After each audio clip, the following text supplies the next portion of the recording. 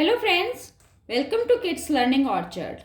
आज हम सर्वनाम के अंतर्गत निश्चयवाचक सर्वनाम और अनिश्चयवाचक सर्वनाम, जो इसके दो प्रकार हैं, वो पढ़ेंगे।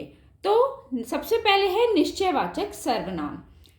जो सर्वनाम निश्चित रूप से किसी व्यक्ति या वस्तु की ओर संकेत करते हैं उन्हें निश्चयवाचक सर्वनाम कहते हैं। मतलब ये हुआ इसका कि अगर हम किसी व्यक्ति या वस्तु की तरफ संकेत करके बोल रहे हैं उसके बारे में, तो वो जो सर्वनाम शब्दों का हम जब प्रयोग कर रहे हैं उनके लिए, तो वो निश्चयवाचक सर्वनाम होता है। यानी वो निश्चित रूप से हम किसी वस्तु की तरफ संकेत कर रहे हैं, जैसे यह, वह, इसे, उसे आदि। चलिए उदाहरण ले लेते हैं।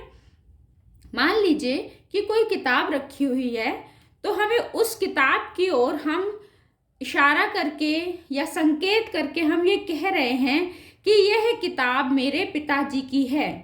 तो हम यहाँ पर सर्वनाम का प्रयोग क्या कर रहे हैं, यह है, और वह उसी किताब के बारे में हम संकेत कर रहे हैं। यानी एक निश्चित किताब के बारे में हम संकेत कर रहे हैं कि ये जो किताब है वो मेरे पिताजी की है। तो यहाँ पर यह क्या हुआ, एक निश्चयवाचक सर्वनाम हुआ। मतलब चीज निश्चित है, कंफर्म है।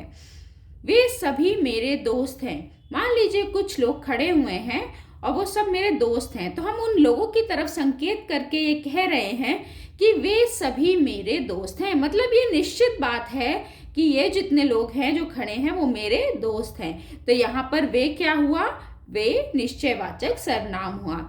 अर्थात जब हम निश्चित रूप से किसी भी वस्तु या व्यक्ति की तरफ संकेत करते हैं कि ये मेरा है, ये मैंने किया है, मतलब निश्चित है कोई चीज, तो वो निश्चयवाचक सर्वनाम के अंतर्गत आता है। अब हम ले लेते हैं अनिश्चयवाचक सर्वनाम। अनिश्चयवाचक, जैसे निश्चयवाचक में हमने देखा कि कोई निश्चित चीज, कोई कंफर्म चीज है, कोई निश्चित चीज व्यक्ति या वस्तु की तरफ हम संकेत कर रहे हैं। ऐसे ही यहाँ शब्द से हमको पता चल रहा है कि अनिश्चय मतलब कोई निश्चित नहीं पता है हमको। तो वे सर्वनाम शब्द जो किसी व्यक्ति या वस्तु के विषय में निश्चय पूर्वक नहीं बताते, अनिश्चयवाचक सर्वनाम कहलाते हैं। मतलब जो सर्वनाम शब्द किसी व्यक्ति या वस्तु के बारे में प्रयोग किए जा रहे हैं, लेकिन यह निश्चित नहीं है कि वह, मतलब उसमें कोई संदेह है, कोई निश्चित नहीं है कि वह वस्तु या व्यक्ति मेरा है या उसके बारे में कोई चीज निश्चित है, उनको अनिश्चयवाचक सर्वनाम कहते हैं। जैसे कुछ, यहाँ कुल नहीं होगा, यहाँ होगा कुछ, कुछ, कोई। ठीक है, हम अब उदाहरण देखते हैं।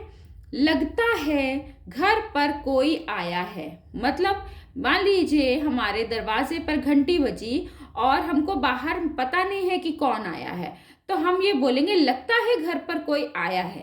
ठीक, क्योंकि घंटी बजी, हम निश्चित नहीं है उस व्यक्ति के बारे में कि कौन आया है। तो यहाँ पर क्या हो गया, कोई क्या हो गया, कोई हो गया एक अनिश्चयवाचक सर्वनाम।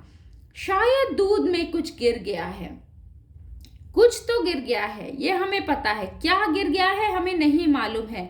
तो हमने क्या लगाया कि शायद दूध में कुछ गिर गया है। तो यहाँ पर कुछ क्या हो गया, एक अनिश्चितवाचक सर्वनाम हो गया। मतलब जब हमें जो वे सर्वनाम शब्द जो किसी व्यक्ति या वस्तु के विषय में निश्चय पूर्वक नहीं बताते, यानी कुछ संदेह होता है हमें, उन्हें अनिश्चयवाचक सर्वनाम कहते हैं। तो आई होप आपको आज निश्चयवाचक और अनिश्चयवाचक सर्वनाम बहुत अच्छे से समझ में आया होगा। अगर आपको ये अच्छे से समझ में आया हो तो मेरे चैनल को सब्सक्राइब कीजिए, वीडियो को लाइक कीजिए और शेयर कीजिए। Thank you.